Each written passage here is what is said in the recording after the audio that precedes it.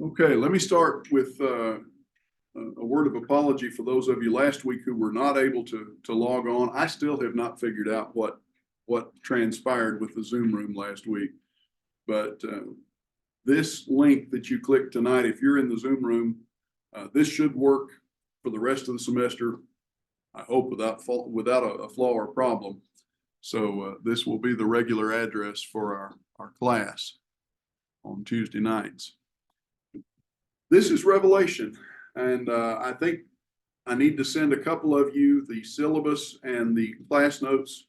I neglected to do that this afternoon. I got sidetracked. I will do that this evening as soon as class is over, as soon as I get home. And it's not anything that you absolutely have to have tonight. So you're good for the evening at any rate. The textbook that Avondale will supply is Revelation Through First Century Glasses by Brother W.B. West Jr., the late Brother W.B. West. It is, by the world's standards, it is not a scholarly textbook, but it is actually quite scholarly. It's meant for ordinary folks to read. Revelation is the only book of the Bible that uses a preponderance of apocalyptic language, symbolic, figurative language. And because it's that type of literature, we talked about that a little bit last week, there's just nothing in modern English literature as far as style that compares to it. Science fiction fantasy is about as close as you get, and that's fiction. This is reality. But because of that, it can be difficult to understand, and it leaves room for interpretation, or so it seems. Now, having said that, let me follow up with this. Revelation is not as hard as people make it. It's not as hard to understand as a lot of people make it to be. It's not simple, it's not easy, it's not straightforward compared to other books of the Bible, but it's not impossible to understand. Once we understand that what we're reading in the Revelation amounts to a visual language, a language of symbols, of images, of pictures, if you will, then it becomes easier to recognize and to decipher. Because its roots are in the Old Testament, it helps to have some knowledge, some familiarity with Ezekiel and Daniel and Jeremiah. And because those three books of the Old Testament, along with Zechariah, these employ the same kinds of language from time to time, not to the degree that Revelation does. You start in the book of Revelation, you read chapter 1, that's pretty straightforward. You read the letters to the 7 churches, chapters 2 and 3, those are pretty straightforward. You get into chapter 4, from chapter 4 to the end of the book, we're reading apocalyptic, symbolic, figurative, imagery literature. And so it becomes challenging to us simply because it's not familiar in our culture. And we talked about these things some last week. With some understanding of the Old Testament apocalyptic books, symbolic books, Revelation becomes much clearer. We ought not to be afraid to study the Revelation just because it can be difficult. It can be challenging. You read about things in the Revelation like a beast and a dragon and a lion and a lamb and a morning star and various spirits, the 7 spirits. These are described as having eyes like fire, and you read of hell and a lake of fire and the sun and the moon and the stars and great waters and all of these different images and so forth. The imagery covers pretty much every aspect of life, doesn't it? If you think about it, it covers the natural world. It covers the celestial realm above us, the physical celestial realm. It covers the animal kingdom, the plant kingdom. It covers people as well. All of these things are symbols, images for us to begin to grasp a central theme, a central message as they interrelate with each other. Now, just a very, very brief one sentence per chapter kind of overview of the book. In fact, we'll even condense it more than that, courtesy of Brother James Beverly, a dear friend. Chapters 1, 2, and 3 are simply the introduction and the judgment of the seven churches of Asia. The introduction to the book, introduction of John and his theme, and the judgment of those seven congregations. You get into chapters 4 and 5, and you have a vision of the coronation of Christ, the crowning of the king, as it were. In chapter 6, now we have the vision of the seven seals, 4 horses, the souls under the altar, and the judgment of Israel. Go into chapter 7, and now we see the 12 tribes of Israel, but not just the 12 tribes of Israel. Who else do we see? A great multitude. And where do we see them? They're in heaven. Come into chapters 8 and 9, and we have a vision of 7 angels with their trumpets. And then in chapter 10, the vision of an angel with a little book, a small book. Come to chapter 11, the vision of a temple, 2 olive trees, lampstands, death, resurrection, and ascension into heaven. So we have both images of religious things, religious artifacts, if you will, but we also have images and references to the aspects of life that are common to us. Come into chapter 12, and this is probably the longest description of all of these chapters, a vision of a woman with child and the dragon or the serpent who tries to kill the child.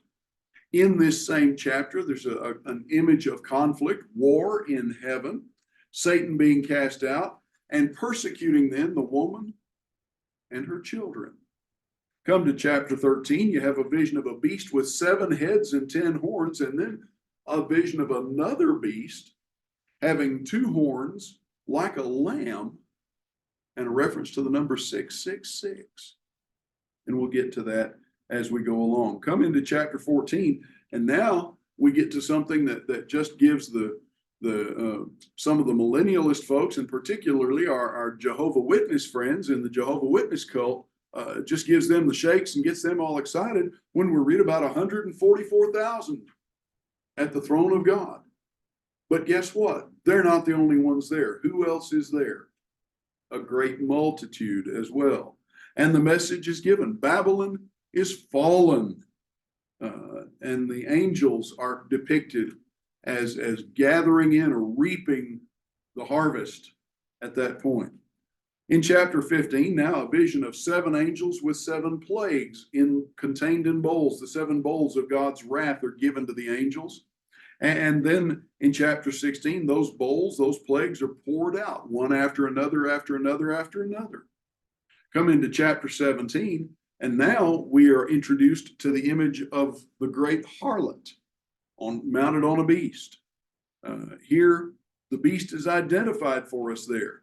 In chapter 18, there is a vision of judgment, an image of judgment, a message of judgment against Babylon, Babylon the Great, whoever Babylon is. In chapter 19, we come to the marriage feast of the Lamb, where we go from judgment to celebration in chapter 19. Another image, another vision of Christ on a white horse, overcoming the beast and other kings. And they're cast into the lake of fire. They're vanquished. They're overcome. In chapter 20, Satan, bound for 1,000 years, loosed for a short time, an image, ultimately, a final judgment. And then in chapter 21, new heaven and new earth, a description of something called New Jerusalem.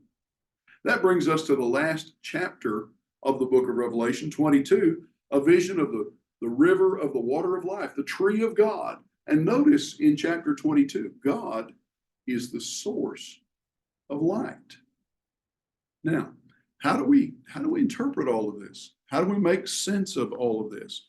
Well, as we pointed out last week, symbolic or figurative literature, apocalyptic literature was actually very familiar to the intertestamental and first century era Jewish readers. It was the Revelation is not the only apocalyptic letter, the apocalyptic book that they'd ever been exposed to. We talked last week about the fact that there were actually dozens of apocalypses, books of this kind, style, that were not inspired, that were nonetheless familiar to Jewish readers. So this is not strange in the first century. It's the product of oppression, the product of persecution, and so forth. And it shares common characteristics, common qualities with them. We noted last week that some of those common characteristics are that they are rooted, the stories, the writings, both non-inspired as well as the Revelation, they're rooted in the Old Testament prophecies, the symbols that Ezekiel and Daniel and Zechariah and even Jeremiah used, along with portions of Isaiah as well. The themes are focused on coming judgment, impending judgment. Judgment is soon to come. Well, it might be tempting for us, looking back from our vantage point, where are we in the stream of time? Why, we're 2,000 years almost, 1,900 years after John, aren't we?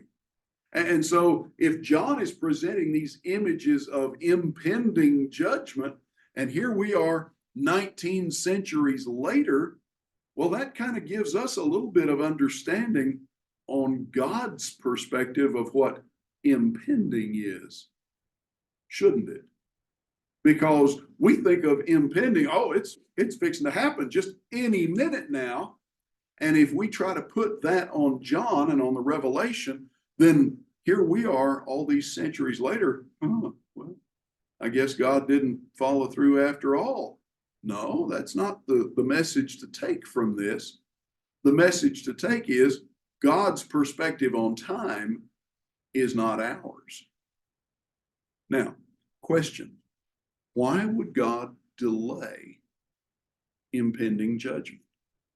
So that all would have the opportunity to be saved.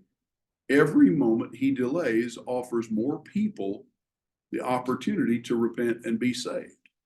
But then too, understand this. When we say impending judgment, what imagery, what concept comes to our minds? Impending me, oh, it's fixing to happen. It's about to take place right this minute. That's not the context of the Revelation. The emphasis is not on any minute now, so much as it's on the certainty of it. God has ordained it. It's going to take place. It will transpire. No ifs, ands, buts, or maybes. When will it take place? That's the debate that a lot of our neighbors in the denominational community want to have amongst themselves. Go ahead, John. So I've always, not always, but very often have taken impending on a personal basis, saying, I don't know when that day is going to come, but I do know that it could be any time. So if I don't do what God is telling me to do right now, for me as an individual who may be here today and not tomorrow, it's impending. Yeah. When is your judgment day? Yeah, that's it. My judgment day is not necessarily the last day. If the Lord tarries, I'll expire before the last day comes. But when I expire, when this life is over for me, then my destiny is settled in that moment. Therefore, I need to seize the moment. What does Paul say? Redeem the time, buy up the opportunity, make good use of the opportunity before you. In the context of the Revelation, we read about impending judgment, and we need to understand that there is at least as much focus on the certainty of it as there is on the could be any minute aspect of it. but that could be any minute, remains nonetheless. When will the end come? When the Lord says it's time. What did Jesus say when the disciples asked him in Matthew 24 about the signs of the times and the end of the world? If you take your Bible and you turn to Matthew chapter 24, you find the disciples in the beginning as they're surveying the temple, the magnificence of the temple. Now, bear in mind the time frame, the circumstances. What temple are they looking at? Whose temple? Who built it? This is not Solomon's temple.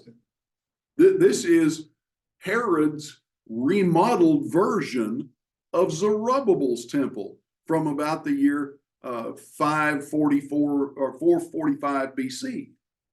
So this temple has been under construction. Its construction was started 500 years before Christ when the foundation was laid, and it was completed some years after that.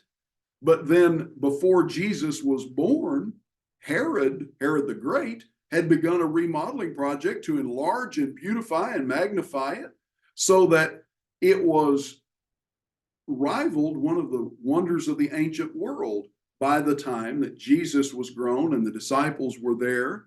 So it was a large, magnificent space. And they survey this and they're discussing this, and you look at Matthew 24, and what does Jesus say? It's almost as if he sticks a little pin in their balloon, so to speak, and says, there won't be one stone left on top of another. And how do the disciples react? Well, they ask questions. Depending on how you read it, they ask either 2 questions or 3 questions. What shall be the sign of these things and of what you've told and of your coming? Well, regardless of whether you read that as 2 questions or 3, they fall into 2 categories. And what does Jesus do? Starting at about verse 4, he answers the questions they ask in the order they ask them. And so in Matthew chapter 24, moving forward, all of the information that Jesus gives about the first question or questions that they ask, all the information that he gives about details and signs and so forth, that's answering the first question. Well, you look at the questions. Tell us, when will these things be? What will be the sign of your coming and of the close of the age, the English Standard Version, the end of the age, as most translations put it. Warning, see that no one leads you astray, verse 4. Many will come in my name, I'm the Christ, and lead many astray. He's answering what? The first question. When will these things be? Well, what things are they asking about? So you go back to verses 1 and 2, and Jesus left the temple, was going away when his disciples came to point out to him the buildings of the temple, but he answered them, you see all these, do you not? Truly I say to you, there will not be left here one stone upon another that will not be thrown down. Well, they're not showing him anything that he has not already seen, because Jesus has been going to the temple at least annually ever since he was a child. We go back to Luke chapter 2 for that. So this is not something that's new to him. But he says this is going to be destroyed, not one stone left on another. What's the reference point in their shared knowledge and history and understanding for that statement? Not one stone left on top of another. The last time that scenario had occurred was when? Destruction of Jerusalem by the Babylonians, when Solomon's temple was demolished by the Babylonians. Judah had been trusting in the temple as if it were some sort of lucky charm to protect them from any harm, and saying the temple, the temple, the temple. And Jeremiah said, all right, God says, if that's what you think, he'll take the temple away from you. He did. They obliterated the city. Now, God allowed them to come back and rebuild it. And that's the genesis of the temple that Jesus and his disciples are looking at here. But as he begins to answer these questions, many will come and say, I'm the Christ, and lead many astray. You've heard of wars and rumors of wars. Don't be alarmed. And all of the various symbols, when you see the abomination of desolation spoken of by the prophet Daniel, verse 15, here in Matthew 24, then let those who are in Judea flee to the mountains. Well, when you see what Daniel forecast, run away. Don't stick around. Why not? Well, in Daniel's day, what had taken place? Nebuchadnezzar's army had demolished the temple because of Judah's sin, because of their resistance to the will of God. But as we progress on, we have references here through Matthew 24 to all of these various signs. I've told you beforehand, he says in verse 25, I'm already warning you about these things. Get out of the way. Wherever the corpse is, the vultures will gather, verse 28. So you come to verse 29, after the tribulation of those days, the sun will be darkened, and the moon will not give its light. And all of this is, guess what? Apocalyptic, figurative, symbolic language. And the application comes at verse 32. From the fig tree, learn the lesson. As soon as its branch becomes tender and puts out its leaves, you know that summer is near. In other words, you can see in the natural world evidence of change coming. Learn the lesson. I've given you the information to recognize when change, the destruction of the temple, is coming. So all of this, it leads down to verse 34. Truly I say to you, this generation will not pass away until these things take place. Heaven and earth will pass away, but my words will not pass away. So just as sure as the word of Jesus will not pass away, these things will take place when? For the generation. Before that generation to whom he is speaking has passed. So what Jesus said, in other words, is everything that I've just told you from Matthew 24, verse 4, all the way down to Matthew 24, verse 35, is going to take place within the next 50 years. Actually, less than that, the next 40 years from the time that he spoke those words. And if it does not, what does that make Jesus? A liar, a false prophet, not the Son of God. All of these things will take place before this generation passes away. But now you come to verse 36, he's going to answer the other or the last question. What shall be the sign of the close of the age, your coming in the close of the age? Of that day and that hour, no one knows. Not even the angels of heaven, nor the Son, but the Father only. Now, come back over to Revelation. And as we're reading through the Revelation, as we noted, this symbolic, this apocalyptic literature is associated almost exclusively with times of persecution, intense oppression. During the Maccabean rebellion, you see some of these things being written 200 years before Jesus, 175 years before Jesus. You see these things being written in and around the time that Rome is about to and is destroying Jerusalem in 69, 70 AD and demolishing the Jewish national state.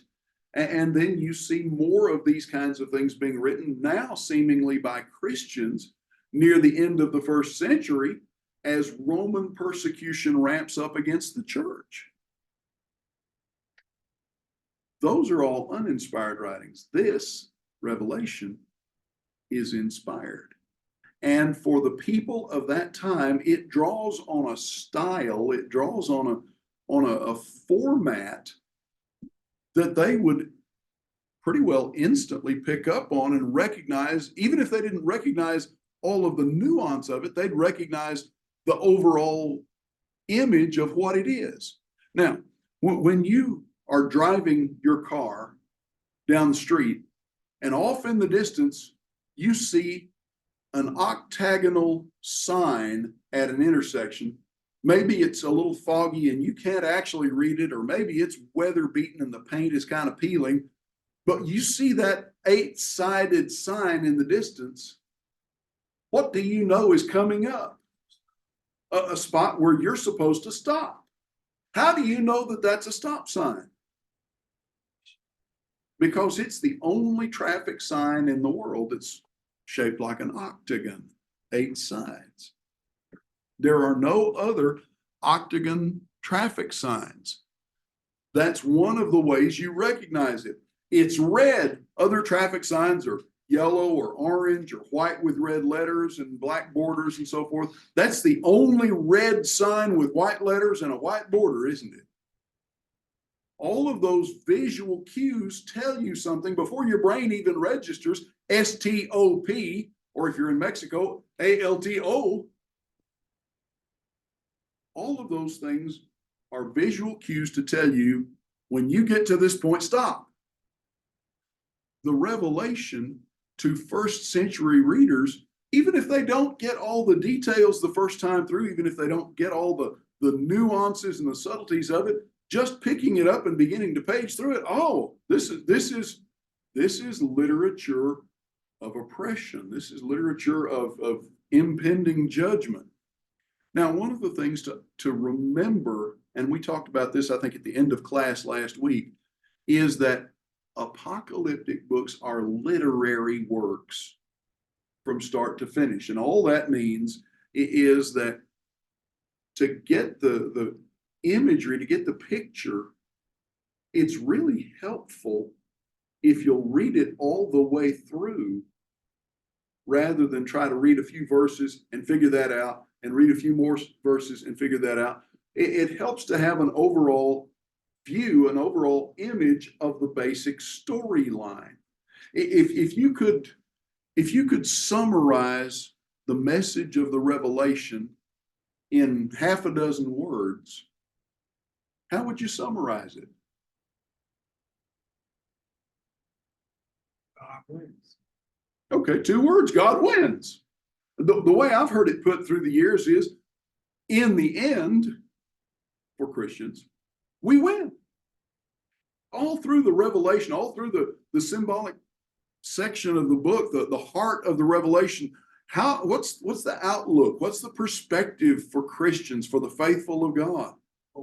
Oh, well, we're oppressed, we're persecuted, we're chased, we're hassled, we're made to suffer. The world is against us, Satan is against us, he's trying to destroy us, he's fighting against God. But guess what? In the end, God wins. It may look dark, it may look hopeless, it may look depressing, it may look, your environment and your experience may cause despair. Don't give up. In the end, Christ is triumphant. So the instruction John receives here in chapter 1 and verse 19 reinforces the point that this is a message for those people in that time with a resultant message, if you will, a continuing message for those who would come after. Write the things which you have seen, and the things which are, and the things which will take place after this. So, John, you're not writing for people that lived before you. They're already in the past. But their history and their experiences are part of what you write. They form the backdrop, the background, the foundation of what you write. Write the things which are, that's people in your own time, John, and things which will take place after this. That's in the future coming. How far in the future? That's open for debate, perhaps. The language that he uses to us is cryptic, it's difficult. And it's like we said in the beginning, it's because we're reading the writing of symbols. Well, what's the old saying about a picture versus words? 1,000 words. One picture is worth 1,000 words. Kodak used to advertise that you make memories with pictures. How do we think? How does the human mind work to frame thoughts and concepts and express information? Images. The mind works with images, doesn't it? How do I know, Brother Ray Strickland, how do I know to recognize him when I see him? Sound of Because, his voice. because I have a mental image. I know what he looks like. I know what his voice sounds like. I know that if I see a man with Sister Strickland that meets these characteristics, that's almost certainly Brother Ray. But how would I describe him? Now, if I sit down and begin to write out a description of Ray, oh my goodness, that's going to take several pages, isn't it? Sister Strickland could write a book to describe him because she knows him better than any of us. That would be a revelation. And that might be a revelation. That might be something Brother Ray want to censor. But here's the point. We think in images. By writing down, describing images to us, what is the Holy Spirit doing with John's pen? He's creating visuals, imagery that help us grasp an overall concept, an overall theme, an overall message. The images here are fantastic in some respects. They're images of things that don't exist in the real world. We talked last week about things with 6 wings, and there are no things that occur in the natural world that have 6 wings. Butterflies and dragonflies and things like that have 4 wings. But there's nothing in the natural world that has 6. But guess what? Angels are described with 6 wings, and various images here in the book. Biblical apocalyptic writings, the Old Testament books that have imagery and symbolism to them, and particularly the Revelation, possess all of the qualities that we've been talking about tonight. The figurative parts of Ezekiel's and Daniel's and Zechariah's and Jeremiah's and even Isaiah's writings, those symbolic sections, they address both God's own people in their respective times, Israel for Jeremiah and Judah for Ezekiel and Daniel and Jeremiah and Zechariah. And they also incorporate what? Various national actors and national figures, kings and rulers and countries and armies and so forth, that were in the Gentile world that are either going to impact God's people or be impacted by God's people. And that would include Babylon and Medo-Persia and Alexander the Great's Greek Empire and so forth. Could it be that part of the reason for apocalyptic literature is that words are inadequate? Could it be that words are inadequate? That too many words and be too confusing to express the image? If everything that's expressed in the images here were detailed in words with interpretations, it's very possible the Revelation might be longer than the whole rest of the Bible put together. So that might be part of it. But also remember the context. This is a style of writing, a kind of literature that's associated with oppression, with persecution. In one sense, it is a code of sorts. Now, it's not a code in the sense of you figure it out to figure out this little detail and that little detail and so forth. It's a code in the sense of it conceals the basic message from people who don't have the background to grasp it. The writer Ken Follett, some of you may may know him. He's or was, I don't know if he's still alive, but Ken Follett was a writer of mysteries and sort of adventure mysteries.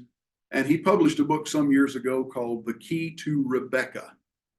And it's a World War II era mystery with an English officer and an Egyptian girl, and the English officer's 11 or 12-year-old son. The officer is widowed, and of course they're in Egypt, and the bad guys are working for the Nazis and so on and so forth.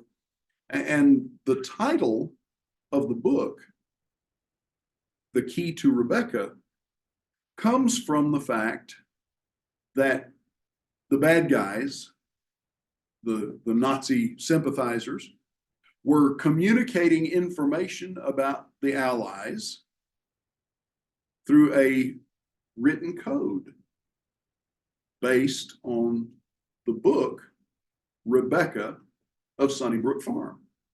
And it's a way of communicating so that if the person doing the encoding has a copy of it, and the person receiving the coded message has a copy of it, they know that this page, this number, this letter corresponds to all of these things, and they can send this information that's just gibberish otherwise without the key.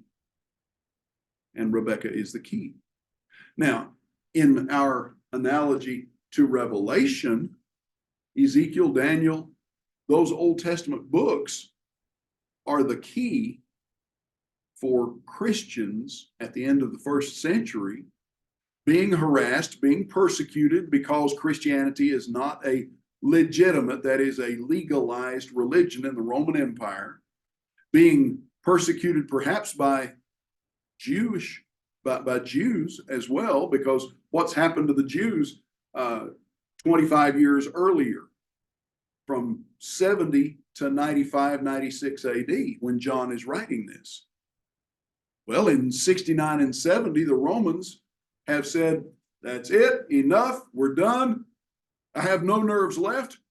We're going to demolish Judah. And they did. They came in, they conquered Judah, they destroyed Jerusalem, laid siege to it. When they did, they destroyed the temple. It took about 3 more years, but they finally stamped out Jewish rebelliousness and independence movements, culminating at Masada in, if memory serves me, 73 AD. And the resistance of the Jewish people was at an end at that point, for the most part. Now, roughly 65 years later, in 135 AD, the Bar Kokhba rebellion takes place in this same area where Jewish nationalists are still trying to resist Roman rule and so forth. And that was very brutally and bloodily put down by the Romans. And it's at that point that even Roman maps are relabeled so that this area is no longer Judah or Judea, but it's labeled on Roman maps as Palestina, which is a poke in the eye to the remaining Jews because it's derived from Philistine territory. And that's where Palestine comes from in our modern vernacular. But regardless, the message here, concealed from those without a background, this takes somebody that has no understanding of the Bible. They try to pick up the book of Revelation and read it, and we sort of make sense a little bit through chapters 1, 2, and 3. He that has an ear to hear, let him hear. Okay, we sort of get that. But then you get into chapter 4, and someone with no background, this is just fantastical gibberish. It makes no sense without a background to understand it. John's words have nearly all of the literary characteristics of an apocalypse, of all apocalyptic literature. But the distinction for Revelation is that where most apocalyptic books were sort of generic, this letter is clearly addressed to the church, to Christians. And it presents a specific message from God that speaks to the very harsh circumstances that Christians at the end of the first century find themselves in. And it's intended to be a message of hope, a message to inspire endurance. Now, the basic message: victory over evil. Victory over evil in a nutshell. Those who are found righteous in the end will receive an eternal reward in heaven. Intense persecution may be your lot in this life. You may have to endure tremendous hardship for your faith. But for those who remain faithful, they will see God. And that's the basic theme, the basic message here. Now, let's ask some questions. How would a letter like this apply to first century Christians? What good would it do them? Let me ask you kind of like, Okay. let me switch you up just a little bit because it has to do with your question. Okay, hold on just a second. To those of you online, can you hear when Ray and John and the others in the classroom here with me speak? Yes. Okay, good. Go ahead, brother. Yeah, let me ask you kind of a basic question. Mhm. All right. When do you think Revelation was written Okay, versus the destruction of Jerusalem? the date of Revelation versus the destruction of Jerusalem. We will get to the dating of the book. Because that's essential in terms of how you think Yes. the first century Christian will view this. Yes, and your point is well taken, and we will come to that. In a nutshell, my understanding is that Revelation dates from about the year 95, 96 AD. There are some who date it earlier. Notably, Brother Foy E. Wallace Jr. was a very, very forceful vocal advocate of an early date of about 70 AD. Wallace's position was that all of the prophecies of destruction and so forth that are mentioned in the Revelation came to pass in the destruction of Jerusalem by 70 AD. All of the things forecast there were accomplished by 70 AD. I don't happen to agree with Brother Wallace in that respect. I think there's too much evidence from the secular realm that mitigates against that. Persecution of Christians in 70 AD was very localized, relatively speaking. It centered in and around Rome, dating back to Nero's reign, which ended about 64, 68 AD. You remember the old business about Nero fiddled while Rome burned. Well, Nero was building a new Rome, and interestingly, Smithsonian Magazine in the last couple of years had a fantastic photographic expose of some of the ruins of Nero's constructions that have been uncovered in Rome just in the last 10 or 15 years. The Colosseum and much of what still stands now was actually built on the site where Nero was building his own palace. And after Nero died, there was a very concerted effort on the part of the Roman Senate and his successive rulers, basically to stamp out any memory, any vestige of Nero in Rome. He was wildly popular with the people and wildly unpopular with the ruling class in Rome. But Nero, in order to deflect attention for some of the things that he was doing, persecuted Christians and Jews and others because they were a convenient target and basically had nobody to stick up for them. His persecution, though, was very localized in and around Rome.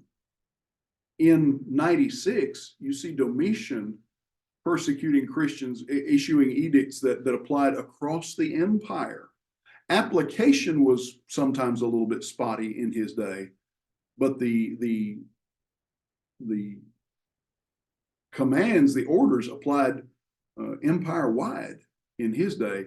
And I believe that fits what's going on in the book of Revelation much better than just the Neronian persecution of the mid to late 60s.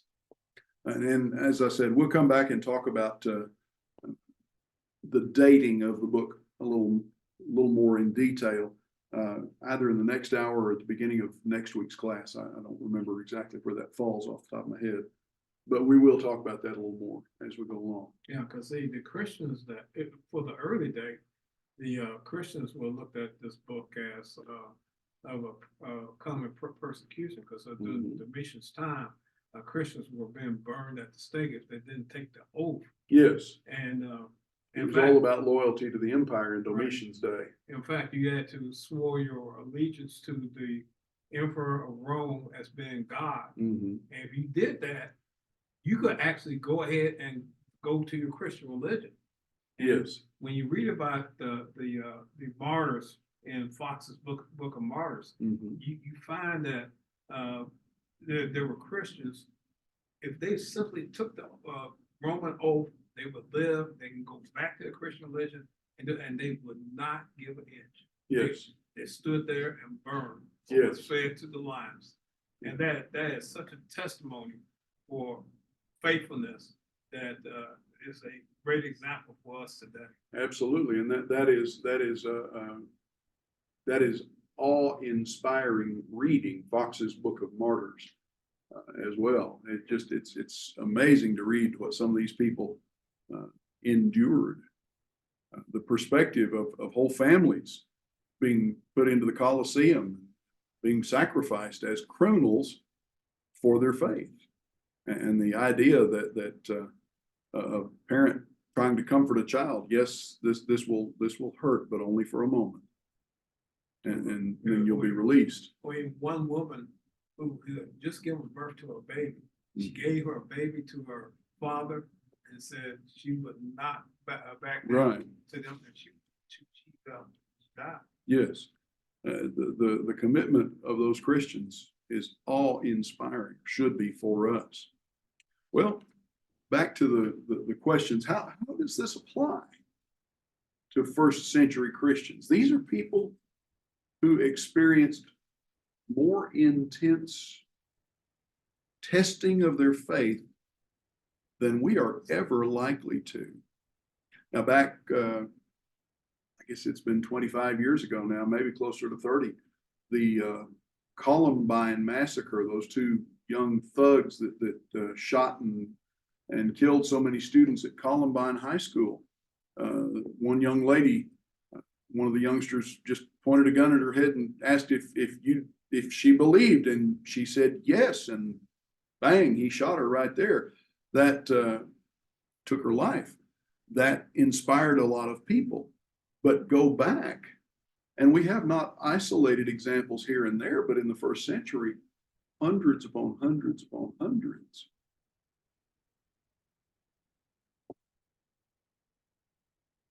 Imagine being a Christian at the end of the first century. And you have, if you're a first generation Christian, that you date back to the book of Acts now, admittedly, at this point, you're an old person. You're past retirement age. John, of course, writing the Revelation is an old man at this point. Imagine having gone from the euphoria of Acts 2 and having favor with all the people and being widely recognized as good and godly and committed people, to being reviled by some of your family because they realize that even though you're Jewish, you're not Jewish anymore, so to speak. You've left Judaism behind for Christianity. And then, as time has gone by, you have seen various brethren, Jew and Gentile alike, persecuted from time to time to time. You saw what Paul had endured, being arrested and falsely accused and so forth. And now here you are in the twilight of your time in this world. You're looking forward to eternity with God. And what stands between you and that? Intense suffering. Intense testing of your faith once again. And John writes these words to tell you it's worth it. don't lose your perspective. And we look at the history of that period, and to your point about some of the lives recorded in Fox's Book of Martyrs, it just boggles our mind to see that level of commitment. Let me pause for a second here. Somebody popped something up on the chat part of Zoom, and oh, okay. Just somebody needing to step out of class. Let me add here, if you are online and you have a question or a comment, feel free to speak up. You are welcome to participate, just like everybody present in the flesh. But you do need to speak and not use the chat feature, because the chat feature on my screen at 5 feet away from my eyes is about this big. And so I see something flash, but I can't read it from here. It's too small. So if you have something to say, just speak up by all means. And feel free to participate in that way. Well, looking at this message that's designed to inspire hope, how does that fit into the overall scheme of redemption? And how would it apply to us? Here we are 1900 years later. What kind of persecution, what kind of oppression do we experience? Well, we do experience some persecution, but not to the extent of the Christians in the latter part of the 1st century or 2nd century. Christians are sometimes looked down upon by society today. Okay. Some Christians are persecuted. I mean, even though we probably not talking about Christians of the church per se, but those in Christendom, yeah. Yeah, I mean, you had the Muslims who were cut off the heads of Christians. Yes. Publicly. We have wars in the name of Christians, which really does Christianity. It does the whole idea of Christianity a disservice, doesn't it? Well, there's a point we might make here too, that if you live anywhere in the Western world, in Western society, Europe or the United States, anywhere in the Americas, North or South, in Australia, New Zealand, the worst persecution that you're liable to face as a Christian is ridicule, mockery, maybe ostracism in some fields. Can you imagine being successful at Harvard or Stanford or somewhere like that as a vocal Christian, being accepted into that academic circle and not being mocked or ostracized by your peers? That's improbable. There are maybe some workplaces where you might get some harassment. But in the Western world generally, is your life ever going to be in danger for being a Christian? What you said, part of it and all that, is that one of the things I was thinking about persecution is sometimes persecution doesn't come from the outside. That's right. And I think that as Christians, we can end up persecuting ourselves in a way that causes us to lose our souls because we try to, not take the oath. Okay. So I think that physical persecution is something that that's pretty bad. I mean, you're going to feel pain, you're going to suffer, you're going to physically die. I'm not sure I can come up with the image that I want, but to consider that you are going to go to hell and you continue to do things that cause you to go to hell, knowing that that's what the outcome is. Somewhere in there, it's, I think, I'm just assuming, I think that God uses that to cause you, that type of persecution, to say, no, I'm going back to you, God. So Okay. it's kind of like a different thing, but I mean, the physical persecution that they used to experience then and everything else, I don't think that's going to be anywhere, but I can't imagine, I really can't imagine feeling any worse than knowing I was going to hell, Okay. rather whether I die or not. If I might tag off of what you said, the idea that we, in a sense, Christians sometimes invite persecution in those scenarios. I made it a point a minute ago to limit my scope of thought about this to Western society.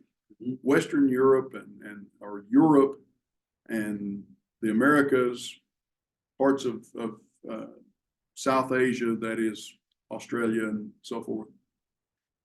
Because, to Ray's point a minute ago, there are parts of the world where the price of Christianity in this world in the 21st century is much, much higher than it will ever be in our lifetimes here, most likely.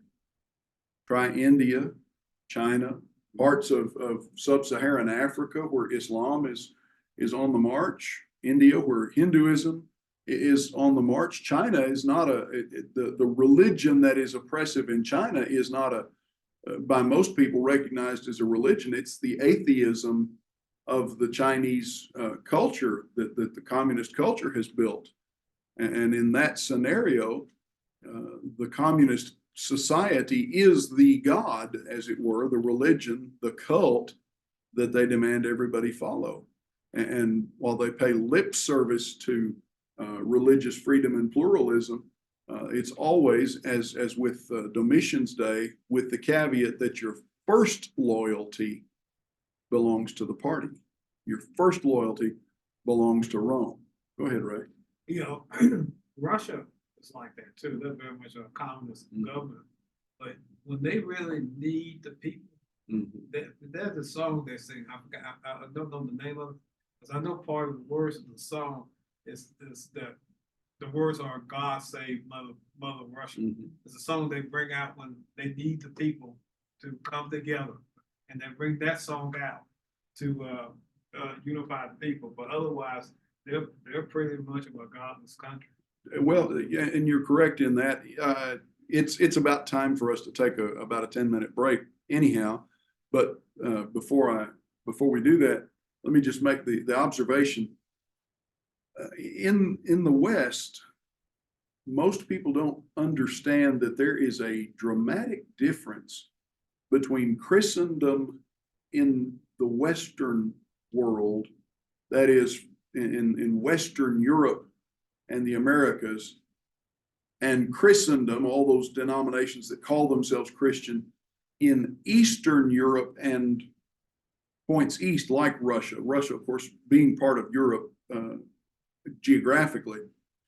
But there is a chasm in thought between Western and Eastern Christendom, because in Western Europe, what was the dominant religion for 1,000 years? Catholicism. And in Western Europe, the Pope basically outranked the kings. In Eastern Europe, the schism that took place in the 4th, 5th, 6th, 7th centuries between Western and Eastern Catholicism, in those Western or those Eastern countries, Greece, Romania, Hungary, Russia, all of those Eastern European bloc countries, one of the things that distinguishes their practice of so-called Christendom, or we might call it Eastern Catholicism, from Western Catholic thinking, is that the church in those various countries was subservient and answered to the king. So the priests, the prelates, the patriarchs, as they call them in Russian Orthodox religion, they're subservient to the ruler. And Russian Orthodox religion is intensely nationalistic. And you mentioned that they bring out these songs that evoke, God save Mother Russia and so forth, in part because for 1,000 years, the official religion, the state religion, in effect has been an arm of the government, all about supporting the government and so forth. And we don't always recognize that in the West. So that enables, of course, a secular, communist, heathenistic government to play on those sympathies shamelessly because it serves their purpose ultimately. And they've got a 1,000-year history of doing exactly that. Questions, comments, thoughts before we take a break? Okay, it's 5 past and we'll reconvene at 7:15. Pause this. Go ahead and get started. Now, talking about the Revelation, it's important for us to remind ourselves from time to time, just because this is so different. I mean, you've got 65 books in the Bible, and then this is how it ends. This is so different from anything else there, except parts of the Old Testament. It's in the canon of Scripture. It's recognized as Scripture. And so it is part of the Bible. It's part of God's Word. Just because it is so profoundly different than the rest of the Bible, that doesn't mean that we can't figure out what it is or what it's for or what to do with it. I mentioned last week, a lot of congregations will deal with the Revelation by covering chapter 1, chapter 2, chapter 3, and let's go back to Acts. And that's really not a solution. Revelation is challenging. No bones about it. It's not insurmountable. And it's, like I said before, it's not as difficult as people sometimes make it out to be. Part of the reason that folks are oftentimes afraid of the Revelation is because there have been so many just outlandish, fanciful interpretations about it.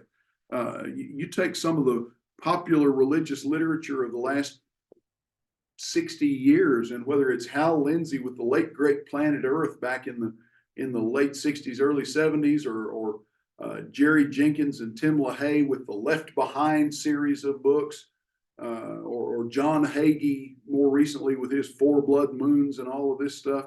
These are people that are trying to get you to understand the message of Revelation from a specific point of view, and it's theirs, not God's.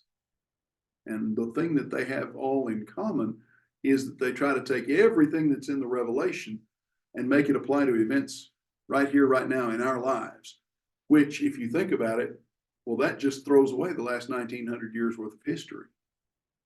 It makes it functionally a book of no value for anybody until our time.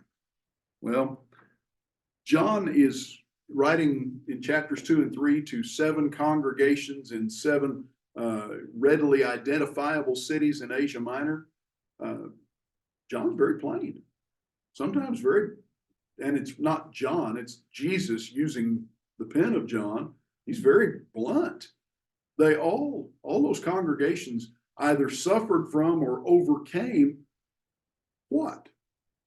Situations, challenges, problems, difficulties that are identifiable to churches in the 21st century. The lessons that we can draw out of those chapters are lessons that apply in the church right now, right here, today. But at the same time, what else does John do? The Holy Spirit using John. Here's this encyclopedia, as it were, of symbols, figures, images. So some of them are pretty easy to grasp. Flip over to Revelation chapter 6 for a minute. And in Revelation chapter 6, you read verses 12 through 17. He opened the sixth seal, and I looked, and behold, there was a great earthquake, and the sun became black as sackcloth. The full moon became like blood, and the stars of the sky fell to the earth as the fig tree sheds its winter fruit when shaken by a gale. Okay, stop right there for a second. What just happened? There was a great earthquake. What happens oftentimes when earthquakes take place in the natural world? What accompanies earthquakes? Many, many times, not always, but many times. In the natural world, earthquakes are often accompanied by tsunamis at sea and by volcanic eruptions on land. Because what causes an earthquake? Tectonic shifts, plates moving. And when plates move, sometimes they move because of pressure underneath. Volcanic eruptions, what does a volcanic eruption do? It darkens the sky, moon turns to be natural phenomenon here. But as we go on, the sky vanished like a scroll being rolled up. Every mountain and island was removed from its place. The kings of the earth, the great ones, the generals, the rich, the powerful, everyone, slave and free, hid themselves in caves among the rocks of the mountains, calling to the mountains and rocks, fall on us, hide us from the face of him who is seated on the throne and from the wrath of the Lamb. For the great day of their wrath has come, and who can stand? Well, that imagery, you just look at the appeal of the people there, the pleading, hide us. The day of the wrath of the Lamb. That's a pretty easy symbol to understand. That looks forward to judgment, doesn't it? When they're being judged.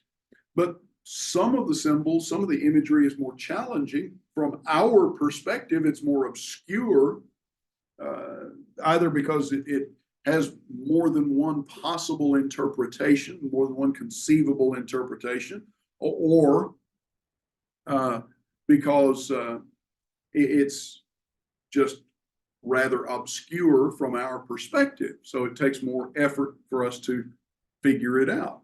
Most of the problems, though, that we'll encounter are rooted in the symbols that John uses to present a message to Christians in the first century, coupled with the fact that he's writing about events that from a late first century perspective are where? They're still in the future. Things that will shortly come to pass. It's not easy to understand, but it's not impossible. A lot of the interpretations that we'll talk about, schools of thought, ways of interpreting that we'll talk about here in a few minutes, are nothing more than speculation. For the simple reason that they're not based on a clear understanding, a clear image of the Old Testament first century context. They don't take into account that to Christians, and to Jewish Christians especially at the end of the first century, this imagery is actually very familiar because they've been reading these kinds of books all their lives. Now, how do we understand Revelation? Well, there's some exegesis that has to take place. That's an exploration of two things: context, which is the background, the time, the author, the readers, and the culture, and so forth. Context and content. Who did what to whom, when, where, and why? What does the text actually tell us? If we fail to follow sound exegetical principles, the same principles that we would apply to any other part of the Bible, we're going to wind up with a crazy interpretation or with no interpretation of the revelation. Now, I want to give you 5 keys to apply, just in a nutshell. There's a list of these in the notes that you have or will receive, and I'm not going to read through every detail of them, but just in a nutshell, 5 keys to apply when you study the Revelation. Number 1, when you look for John's original intent, in other words, when you try to put this in its proper context, the meaning of anything in the Revelation, symbol, image, figure, what have you, is whatever John says it is.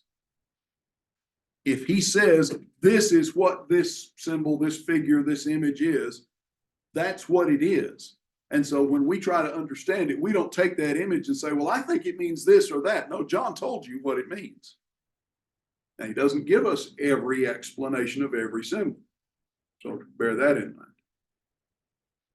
Number two, the fact that he draws some of these images out of Old Testament references like Ezekiel and Daniel and Zechariah and so forth, that does not necessarily lock his application of those images into the same application that those ancient prophets made.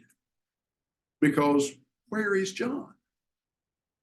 John lives 500, 600, 700 years after those Old Testament prophets.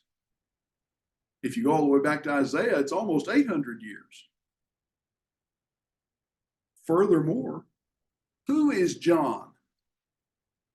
John is a post-exilic Jewish Christian. And who were those prophets? They were pre-exile Jewish. and in the course of exile, practicing Jews. So there's some dramatic cultural differences as well as religious differences between John and those men who serve as the quarry from which he draws these images. So just because John uses the same image here that Ezekiel uses here, the application of it is not necessarily exactly the same as Ezekiel made.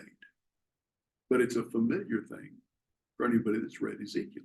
Number three, there are some difficulties associated with exegesis, with context and content, because this is an apocalyptic book. We have to recognize it's not the same as trying to understand Peter's epistles or James's letter to the Christians in the first century.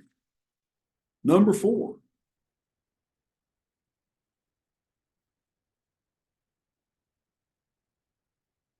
given that anybody familiar with the Old Testament is going to read the Revelation and say, oh, that I remember that image, that figure from the Old Testament, and see a connection there.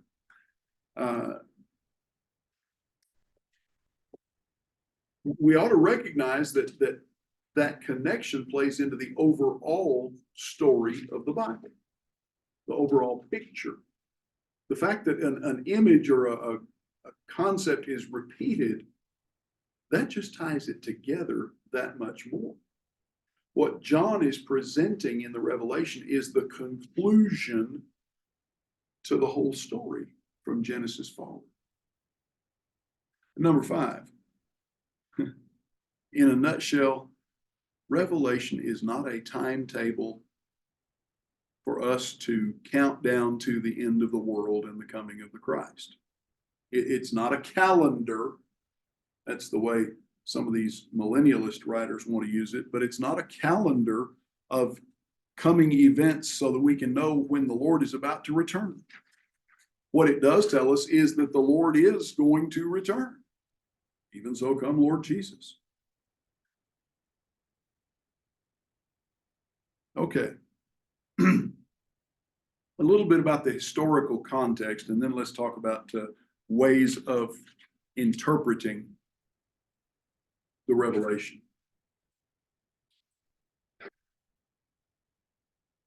You read the book through in a single sitting. It'll take you, if you're a fast reader, you can do it in about 40 minutes, probably, reading aloud. If you're an average reader, it might take an hour. But if you read through it, the impression that it leaves is that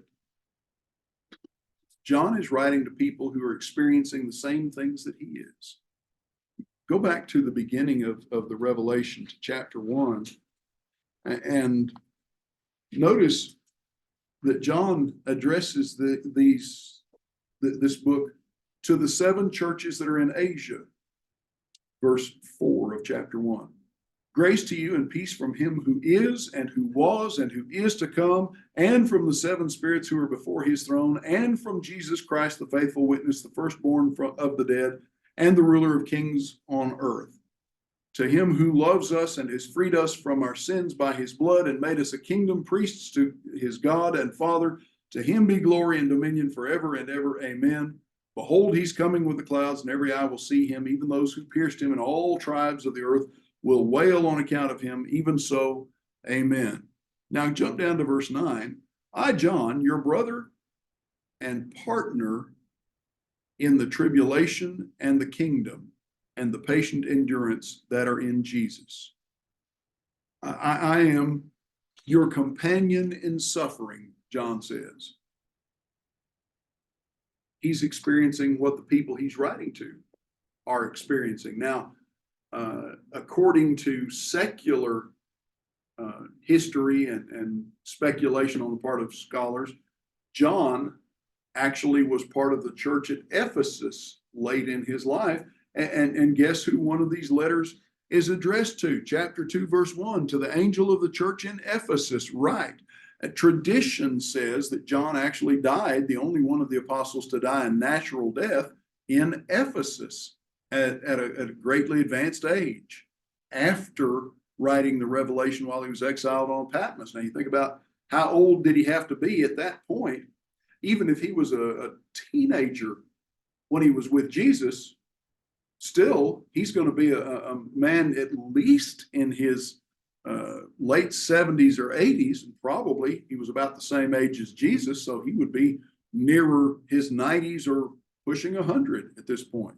And he's been an exile on the island of Patmos if it's written in 95, 96 AD. So when he dies, if he dies at Ephesus, as tradition tells us, he is at a considerably advanced age, even by modern standards.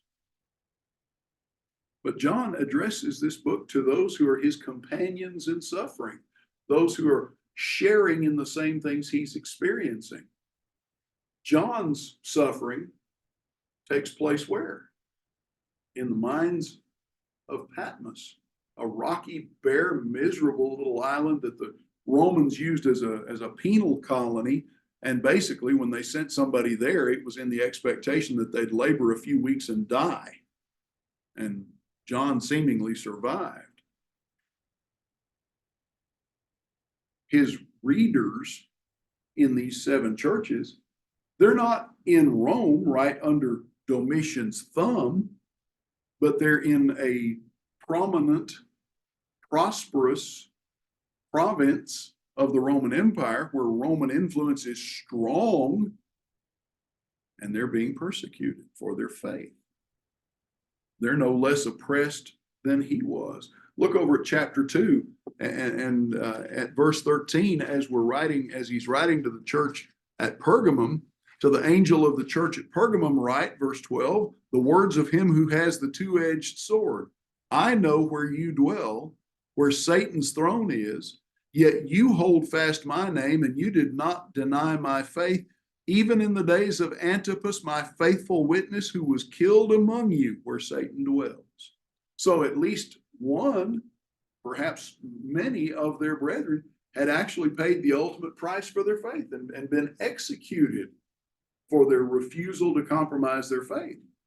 So he's commending them and telling them, I'm sharing in the same thing with you. This is a hard time for us. Now, as John, we go into chapter 4 and he begins to see these various visions. Imagine the impact on him when he realizes that what he's seeing signifies the beginning, not the conclusion, of suffering for Christians. You live in other parts of the world in the 21st century, you may suffer literally and physically for your faith, not just emotionally and in terms of ridicule as it is in the Western world. The Romans, as Ray brought out in the last hour, at this point in time, at the end of the first century, they were aggressive about insisting that your loyalty had to be first of all to Rome and to her gods, and then you can worship whatever you want after that. And if you would not compromise, then you would be penalized. And the brutal civil penalties were exactly that. They were brutal. And part of the message that John presents in chapter 6 is, brethren, it's going to get worse before it gets better. Now imagine getting the message when you're already in persecution and suffering to some degree. It's going to get worse before it gets better. Boy, you've got to be really motivated then, strongly motivated, and that's the purpose of the revelation, to keep you strongly motivated to persevere even as it gets worse and worse. Because you've got your eyes on the prize, you're fixed on the ultimate goal and not just on the moment. And the message here, everything seems dark and discouraging, but what's the ultimate message? Encouragement, hope. It may look, your future may look grim, but it's only grim in this world. It's bright on the other side. It's bright in eternity. It's also important to distinguish between two words that John uses again and again. And those are the words tribulation and wrath. A lot of commentators and writers in the modern world use those words interchangeably as if they refer to the same things and mean the same things, but they're not equal. When John writes about tribulation and suffering and death, he's describing what's happening to the church. When he writes about wrath, he's describing God's feelings about what's happening to the church. He's referring to the judgment that God is going to pour out on those who are causing the tribulation of his church. And so his righteous wrath is not directed at those who are undergoing tribulation. It's directed at those who are inflicting, you might say, inflicting tribulation. Okay.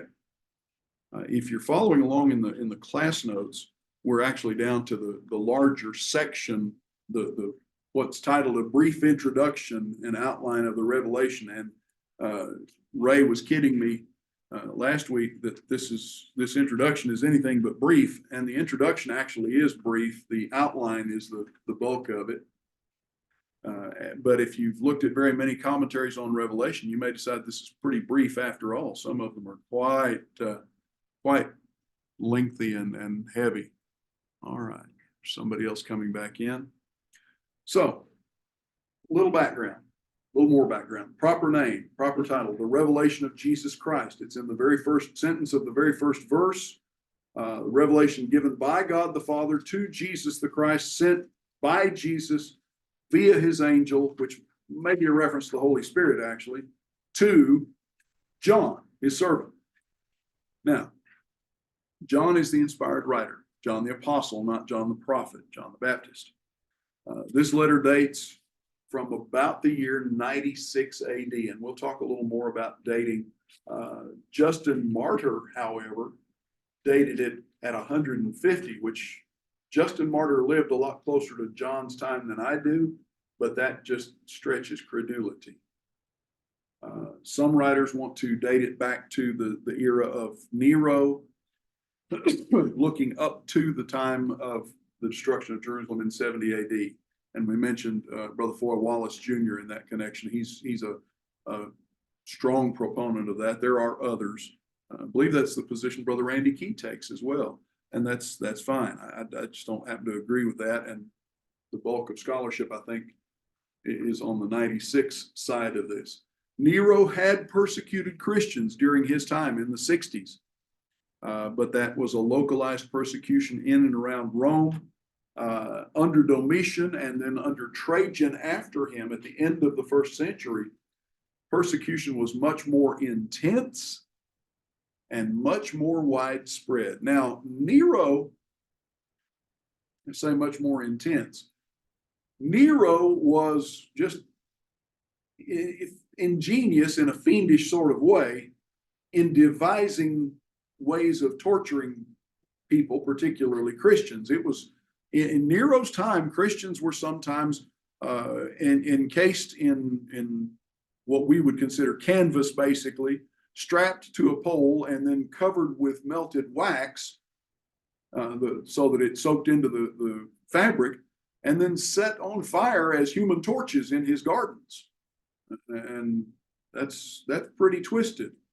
Nero did some very twisted things by way of torture, but it was in and around Rome. Whereas in Domitian's day and Trajan's day, it was pretty well empire-wide. And that seems to fit the overall theme of the Revelation. Of course, the Revelation depicts the ultimate triumph of Christ and his church over Satan. And that theme is just repeated. Not quite every chapter, but every cycle of images, every cycle of symbols, it's there and stated that this is conquest, this is overcoming.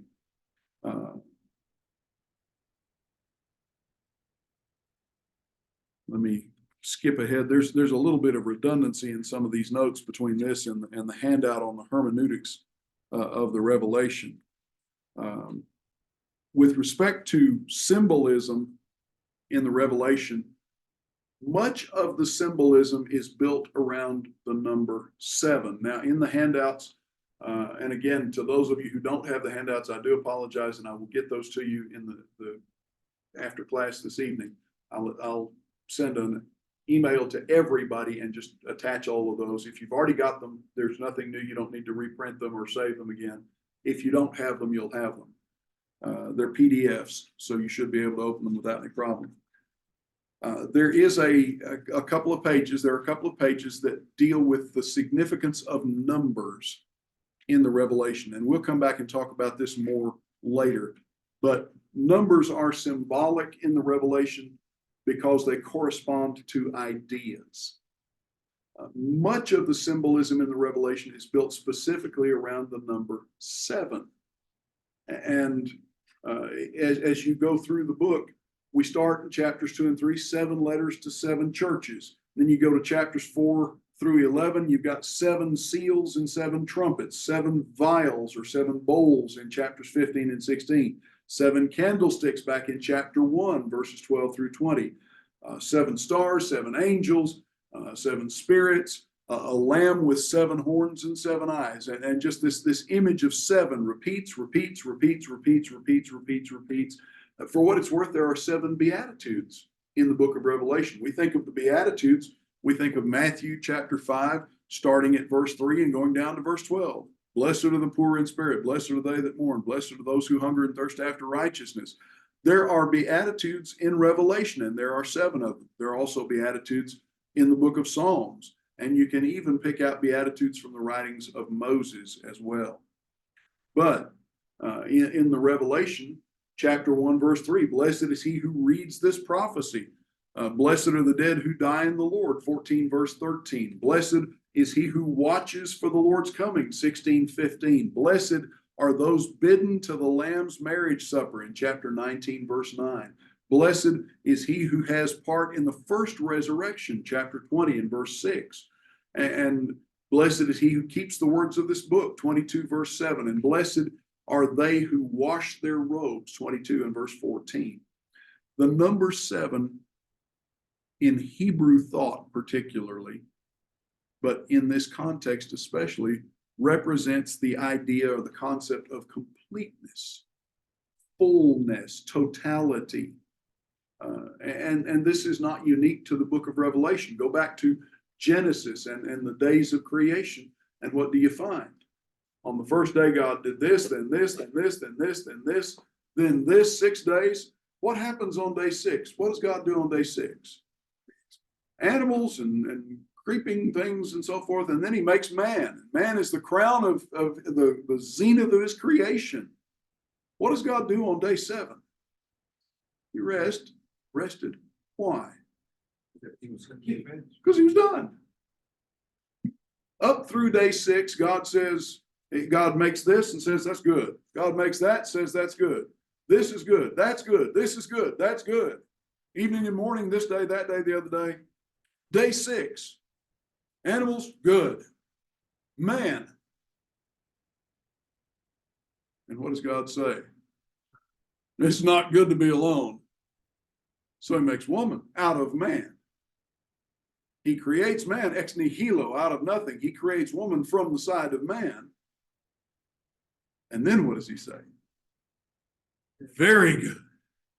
Very good. And when it's very good, he's done. And he rests, day 7.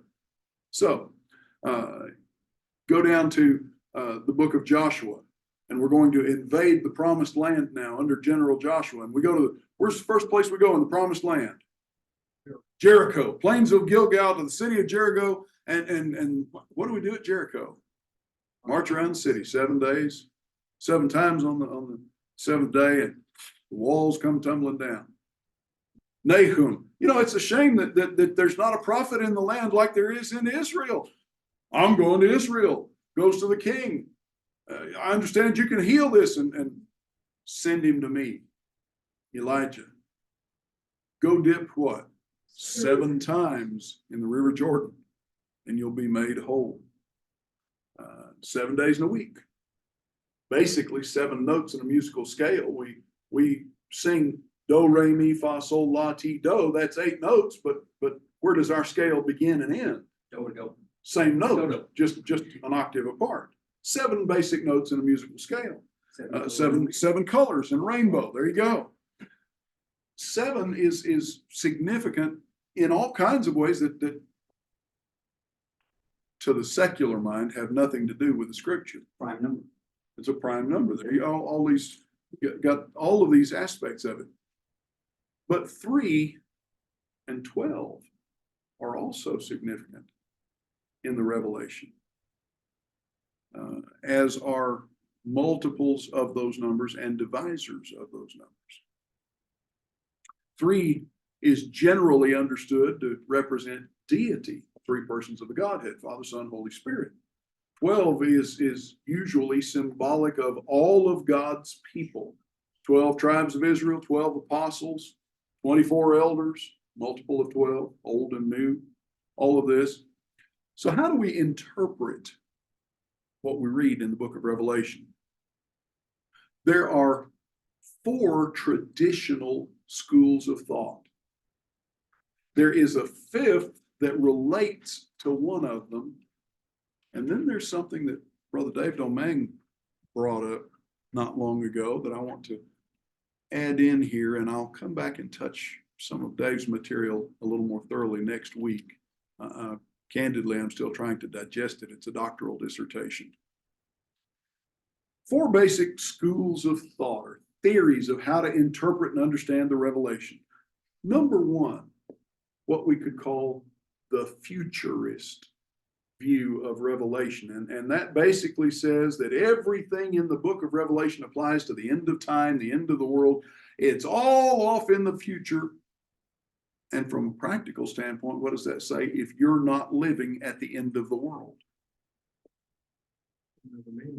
it doesn't really have any application to you. It doesn't really mean anything to you except, this stuff's going to happen at the end of the world, but it's not the end of the world right now, so it doesn't apply to me. When it comes to numbers in the Revelation, 3 and 7 and 6 and 12 and 10 and so forth, the futurist view basically says there's no significance to them. They just have their normal mathematical value. The visions and the images are interpreted literally. Premillennialism is one example of the futurist view of Revelation. What does premillennialism do? Premillennialism basically takes everything in the book of Revelation and pushes it out to the end or almost to the end of time and basically says these things, this book doesn't have any real practical application except chapters 1, 2, and 3 until we get to the signs of the times in Matthew 24 and the end of time. And that takes Matthew 24 and Jesus' answer to those questions about the destruction of the temple. When was the temple destroyed? 70.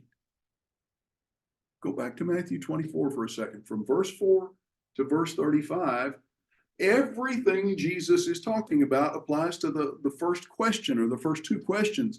When shall these things be? Not one stone left on top of another. When will your coming be? If that's coming in judgment, that would be coming in judgment on Jerusalem, on the temple. When's that going to happen? Well, here's this sign, this sign, this sign, this sign, this sign, this sign, this sign, this sign. When you see the abomination that causes desolation, get out of town. Don't go back to pack up. Leave. And you'll be saved. Well, what happens? When the Romans come in, tradition says the Christians got out and they were spared where the Jews were not. Premillennialism, though, says all of that goes off to the future. None of that's happened yet.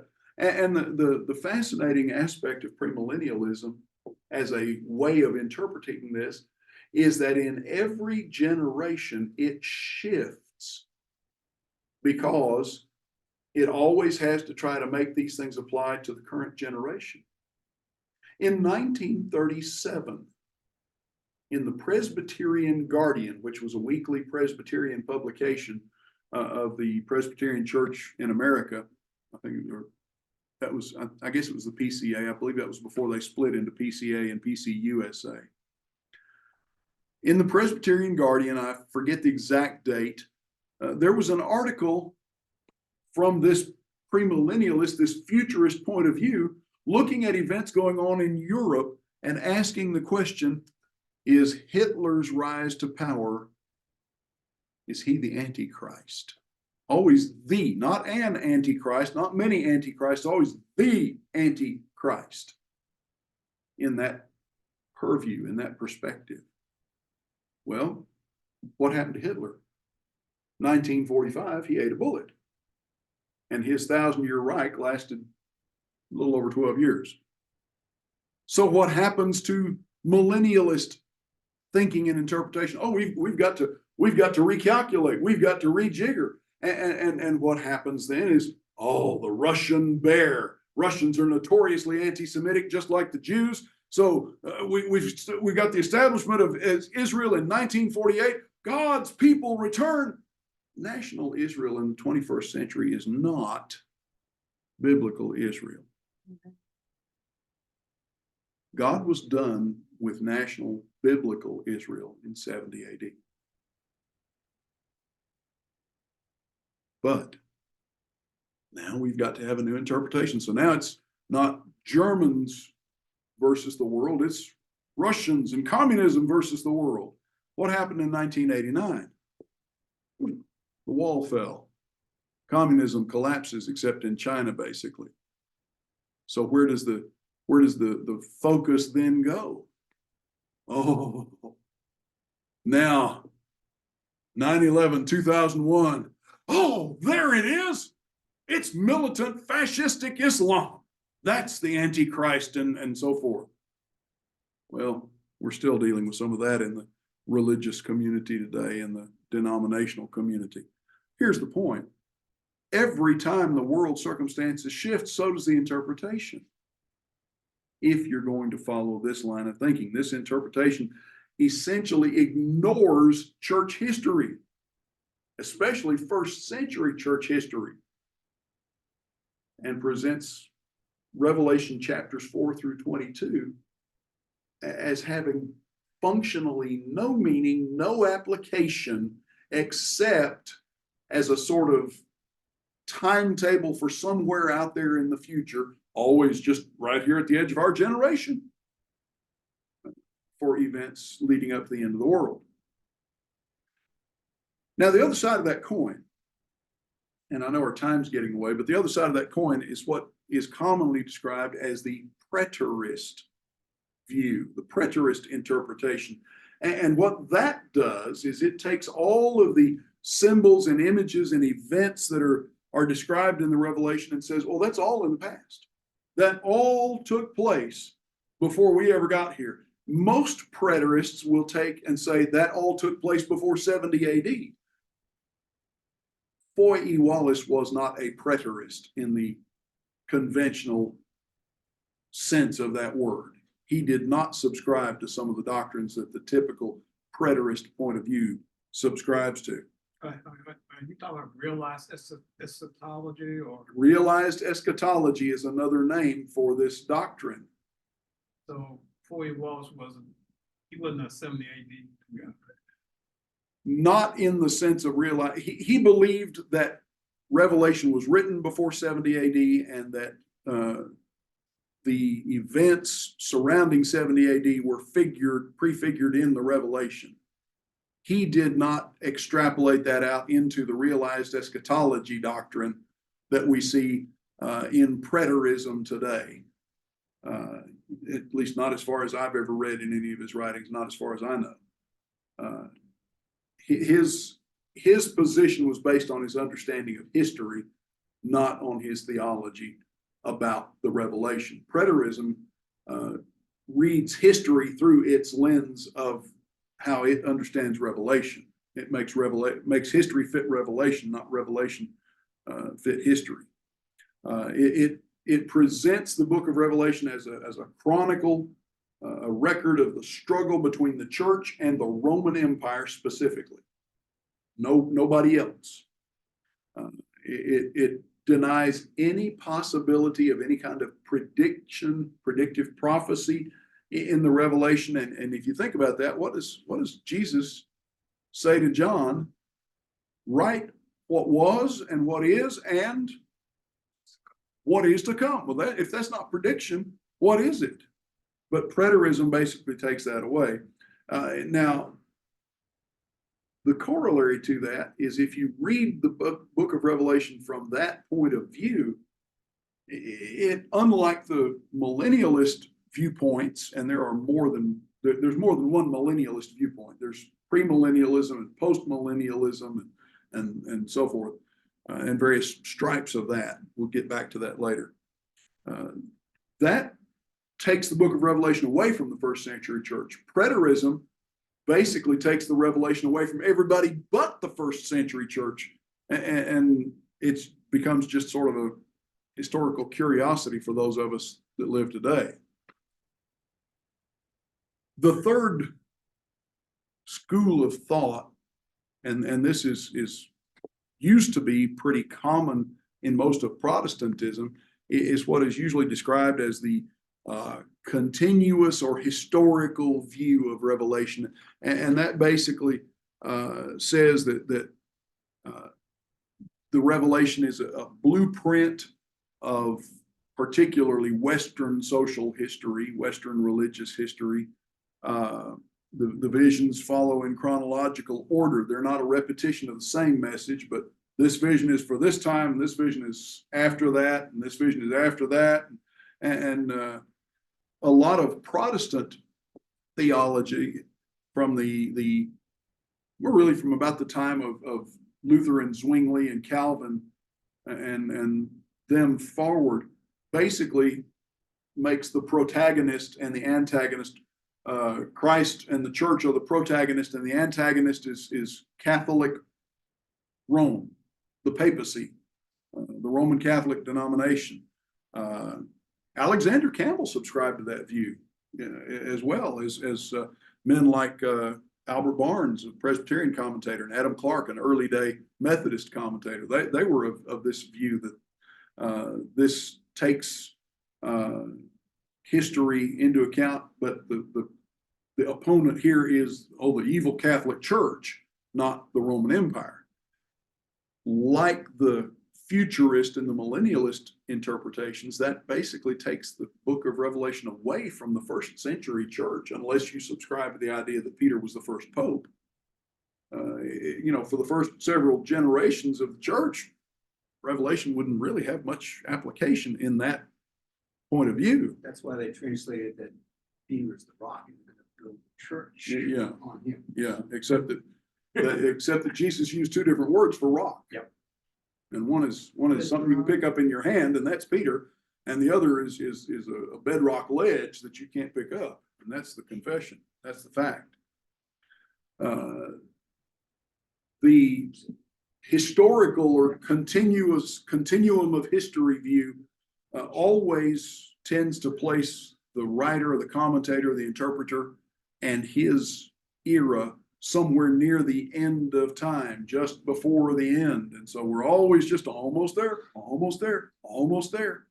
It's kind of like the millennialists in that respect. What happens then is God has a sense of humor. The end does not yet come. History marches on, and they have to back up and rejigger how they figure things and make their interpretation fit subsequent world events they weren't counting on, just like the millennialists do. The fourth, and I know our time is done at this point, the fourth common school of thought is what's usually described as the philosophy of history view. Some call it the symbolic view. And basically, what this says is the revelation is not a chronicle of actual events, but a picture of the constant struggle of the church to be faithful in the face of opposition, the face of evil.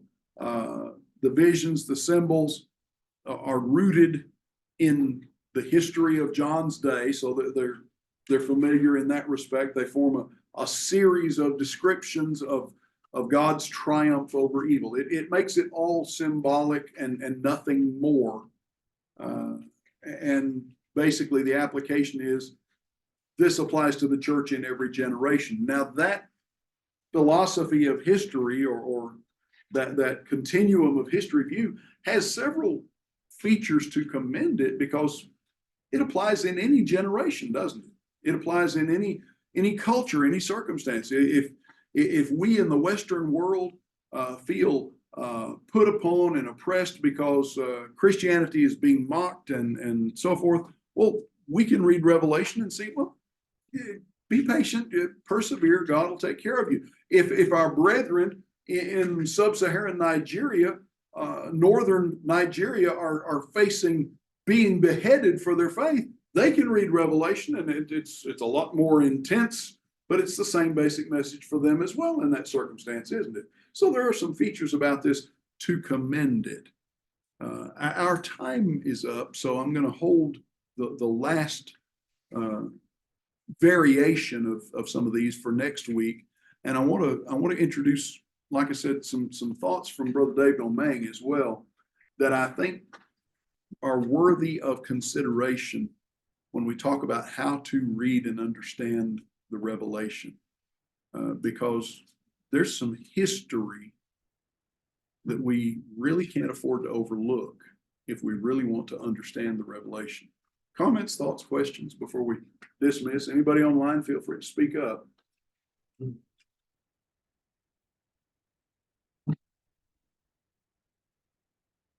All right. Thank you for being here. And I'll look forward to seeing you next week. Were you waving at me to say something? I saw somebody move. No. Okay, I can't see everybody's picture on the screen. I see about the first half dozen of you, and then so you have to speak up actually if you want your picture to pop up so I can see you. Good night, everyone. Good night. Thank you. Take care. Good night. Good night, everyone. Good night, everyone. Good night.